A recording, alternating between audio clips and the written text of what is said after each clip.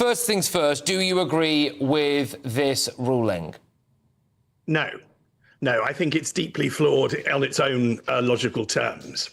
So let's see one of the, and I think that whilst I think the good people of Epping will feel very aggrieved, I think the district council who did everything they could will feel very aggrieved, but I'm going to add another man to the list, and I think Mr. Justice Eyre has every right to feel aggrieved by this, frankly, dismissing of his 120-paragraph reasoned judgment, where he went through everything. They were very rude to him on his conclusions. They were rude to him because he didn't let the Home Office join. Now, in all the other preceding cases that have happened before this, the Home Office didn't join. Okay, so it's not normal for the Home Office to try and join. The Home Office was aware of this and didn't join at any correct point in time. He had the hearing and then on a Friday and gave judgment. So the interim case is finished. And then the Home Office make an application on the Monday to join, effectively to relitigate the hearing that they'd had on the Friday. I think he quite rightly said, go trot on. I mean, that's clearly incompetent from the Home Office, but he was criticised for that. And so it was suggested that because he hadn't had the benefit of their wisdom, he had made errors himself. But there's a a very rude logical error that I think your viewers and listeners can go through quite simply. Firstly, they've lumped all the protesters together. Okay, so the Boston Antifa protesters, who are clearly, something is behind them, and they are violent and agitators, they're lumped together with the concerned mums that we can see on screen now. Now, that's not fair, and they commit violence. And so the judge has said, all protesters together, and by the way, some of the protesters are violent, so they're all bad. And he said that the judge made a mistake in granting the injunction because that incentivized more protests. Now, that's factually inaccurate, Patrick.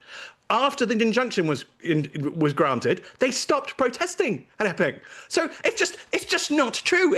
The granting of an injunction did not incentivise more protests. Oh, Stephen, can I just come in on that? Because I actually think that's a really, really interesting point. I was listening to that ruling, as you would expect, just out here before.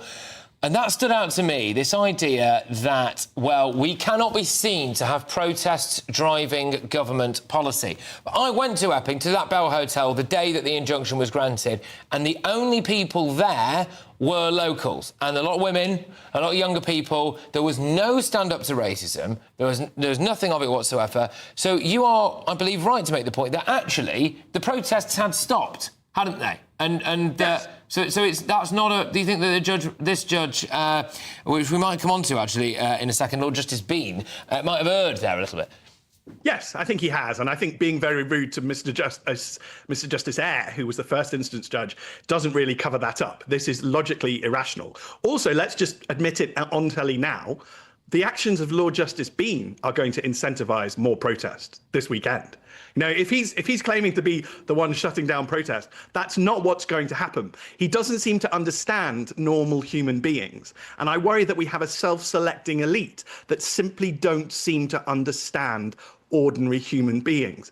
Obviously, the people in Epping are now going to be really upset.